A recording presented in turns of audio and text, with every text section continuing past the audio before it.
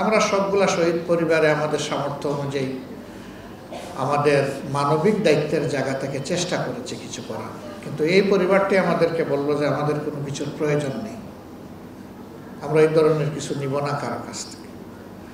বলল যে আমার সন্তান তো আমার জন্য রুজি করে তার অ্যাকাউন্টে সে 24 লক্ষ টাকা রেখে গেছে। সে একজন ছাত্র, আউটসোর্সিং করতো, এই টাকা সে জমিয়েছে। তার টাকা দিয়ে এখন আমি আমার স্ত্রী দুইজন ইনশাল্লাহ আগামীকালকেই আমরা উমরায় যাচ্ছি। আমাদের প্রয়োজন নেই টাকার, এই টাকা দিয়ে যারা কষ্টে আছে তাদেরকে আপনারা সহযোগিতা করেন। তাদের এই আচরণ আমাদেরকে খুবই মুগ্ধ করেছে। ছেলেটার নামও মুগ্ধ। এক পা চলে গিয়েছে, অসুবিধা নাই, প্রয়োজনে আরেক পা দিয়ে দেব, তবুও কোনো ফেসিবাদকে আমরা বরদাস্ত করবো না। ফেসিবাদীরা মানুষ নয়, মানুষ হলে মানুষকে এইভাবে খুন করতে পারে না।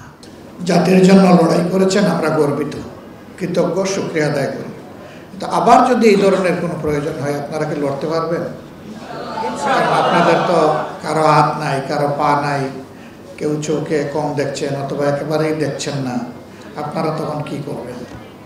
এই যে ইনশাল্লাহ আজকে যারা বলেছেন তারা সকলে বলেছেন এক হাত আল্লাহর জন্য, দেশের মানুষের জন্য দিয়েছে, আল্লাহ সুযোগ দিলে দ্বিতীয় হাতটিও দিয়ে দেবে।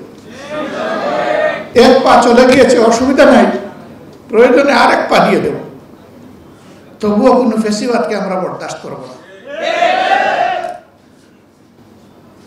ফেসিবাদীরা মানুষ নয়, মানুষ হলে মানুষকে এইভাবে খুন করতে পারে না।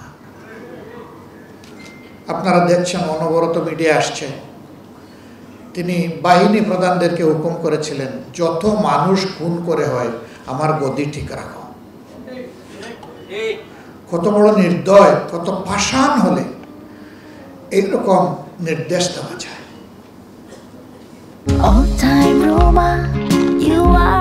All Time Roma. Taste it, love it.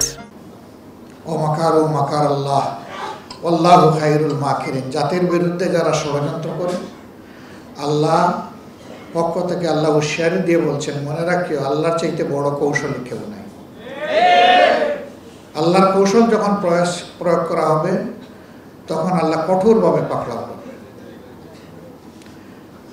তাদের পরিণতি বাংলাদেশের মানুষ স্বচক্ষে দেখছে, কিন্তু আমাদের এই ভাই বোনেরা এখনো যন্ত্রণা বয়ে বেড়াচ্ছে। বিশেষ করে চোখের ব্যাপারটা খুবই সেন্সিটিভ। চোখ দুটো চলে গেছে এরকম লোকের সংখ্যা প্রায় 500। একটি চোখ দারুণ ক্ষতিগ্রস্ত, সেই রকম লোকের সংখ্যা আমাদের হিসাব অনুযায়ী 750। এই দুইটা জায়গা আমাদের কাছে বড় কষ্টের। পা নাই, হাত নাই, হয়তো বা আর্টিফিশিয়াল লিম লাগাই কোনো সুরত আমাদের ভাইয়েরা বোনেরা চলতে পারবে, কিন্তু জীবনের আলো যাদের নিভে গেল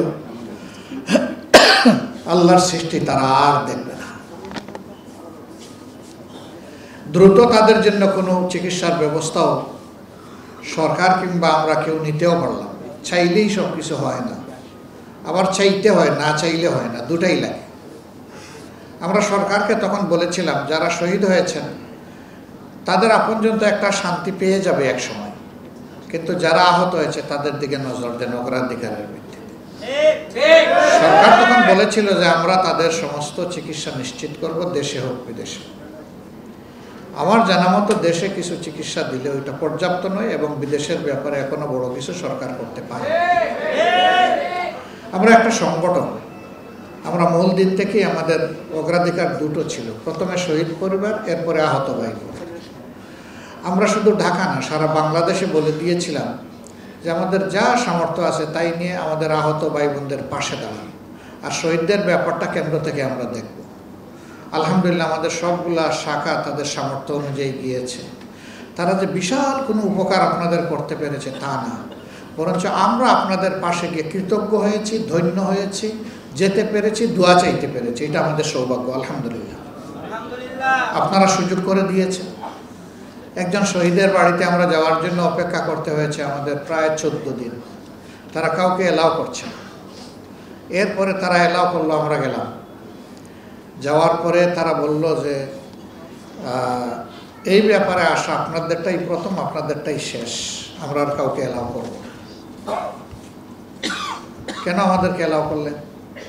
বললো যে আমরা বহু বিচার বিবেচনা করে দেখেছি যে আপনারা দুনিয়ার কোনো স্বার্থে নয়, আসলে আল্লাহর জন্য আপনারা ছোটাছুটি করছেন। আমরা এও বিচার করে দেখেছি যে আপনারা ছাড়া আর কেউ এই ব্যাপারে কোনো দায়িত্ব নেয়নি, সরকারও না। তাই আপনাদেরকে আমরা আহ্বান জানালাম। আমরা সবগুলা শহীদ পরিবারে আমাদের সামর্থ্য অনুযায়ী আমাদের মানবিক দায়িত্বের জায়গা থেকে চেষ্টা করেছি কিছু করার, কিন্তু এই পরিবারটি আমাদেরকে বলল যে আমাদের কোনো কিছুর প্রয়োজন নেই, আমরা এই ধরনের কিছু নিব না কারো কাছ থেকে। বললো যে আমার সন্তান তো আমার জন্য রুজি করে তার অ্যাকাউন্টে সে 24 লক্ষ টাকা রেখে গেছে। সে একজন ছাত্র, আউটসোর্সিং করতো, এই টাকা সে জমিয়েছে। তার টাকা দিয়ে এখন আমি আমার স্ত্রী দুইজন ইনশাল্লাহ আগামীকালকেই আমরা উমরায় যাচ্ছি। আমাদের প্রয়োজন নেই টাকার। এই টাকা দিয়ে যারা কষ্টে আছে তাদেরকে আপনারা সহযোগিতা করেন। তাদের এই আচরণ আমাদেরকে খুবই মুগ্ধ করেছে। ছেলেটার নামও মুগ্ধ। আল্লাহু আকবার। আবু সাইদের বাড়িতে গিয়েছিলাম, এটাও ঠিক যে আমাদের আগে কেউ যায়নি। সেখানে যাওয়ার পরে তার মা বাপের মুখ দেখার সুযোগ আমাদের হয়েছে। একটা অতি গরিব ফ্যামিলি, একটাই সন্তান, তাদের উচ্চশিক্ষার একটু সুযোগ পেয়েছিল। বাকি কেউ, আমার ধারণা, আমি জিজ্ঞেস করি না এই লজ্জায়, তাদের অবস্থা দেখে মনে হয়েছে কেউ এসএসসি পাস করেনি, এর নিচে সবার অবস্থা। সেই ছেলেটা গোটা দুনিয়াকে কাঁপায় দিল, সাহসিকতার সাথে ডানা মেলে দিল আর বুক পেতে দিল। সে আশা করেছিল যে তার দেশের পুলিশ অন্তত তার বুকে গুলি মারবে না, কিন্তু একটা, দুইটা, তিনটা মারল, মেরে শেষ করে দিল ছেলেটাকে।